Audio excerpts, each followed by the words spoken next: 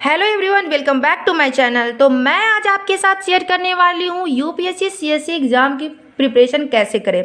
अगर आप बिगनर हो और आप नहीं जानते हो कि यूपीएससी सीएससी एग्ज़ाम की तैयारी कैसे करें, तो चलिए मेरे साथ आगे बढ़ते हैं।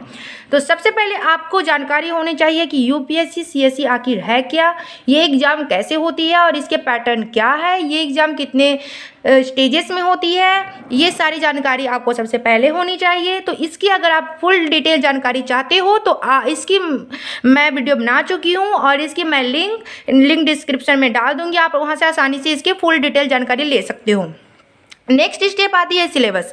सिलेबस में आपको ब्रॉड जानकारी होनी चाहिए कि इसमें कौन कौन से सब्जेक्ट पढ़ने होते हैं, फिर इसमें क्या क्या मेजर टॉपिक होते हैं, और ये सारी जानकारी आपको होनी चाहिए सिलेबस में। थर्ड स्टेप आती है कि आप इस एग्ज़ाम की प्रिपरेशन कोचिंग से करना चाहते हो या सेल्फ स्टडी के थ्रू।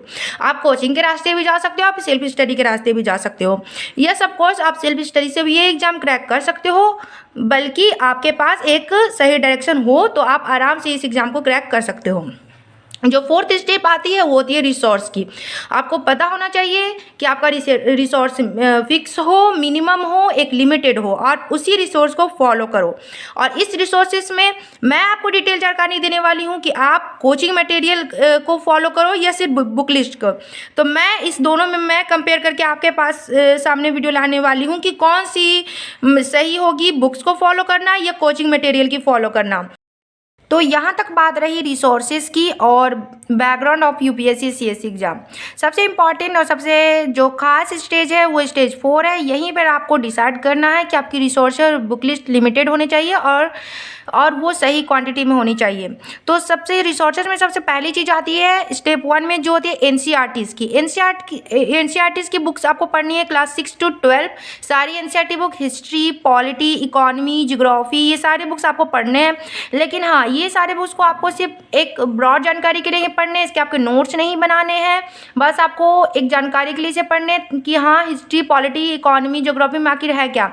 इसमें कुछ एनसीईआरटी बहुत ही इंपॉर्टेंट हो जाते हैं, जिसे मेन एग्जाम की प्रिपरेशन में आपको उसको इंक्लूड करना पड़ता है। वो है ज्योग्राफी की बुक, जो कि 6 to 12 क्लास की जो बुक्स होती है वो बहुत इंपॉर्टेंट होती है। उसको मेन एग्जाम में ये इसी बुक से आपको पढ़ने होते हैं।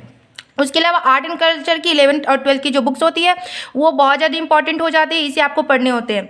जब आप एनसीईआरटी की ये सारी चीज़ें पढ़ लोगे तब आप जाओगे स्टैंडर्ड बुक्स और रिसोर्सेज में।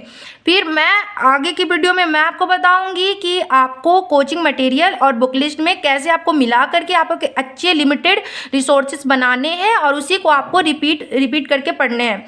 तो आगे की वीडियो की जानकारी के लिए मेरे साथ बने रहे। आगे मैं आपके साथ शेयर करने वाली हूँ कि आपके लिए कौन से कोचिंग मटेरियल सही रहेंगे, उसमें बुक्स कौन कौन से सही रहेंगे। मैं आपके साथ डिटेल बुक लिस्ट शेयर करूँगी। फिर उसमें मैं आपको बताऊंगी कि आपको उसे बुक को कैसे पढ़ने हैं और कितने बार पढ़ने हैं और कैसे नोट्स बनाने हैं। Thank you so much for watching. अगर आप आगे की जानकारी चाहती हैं तो बने रहिए मेरे साथ। Thank you.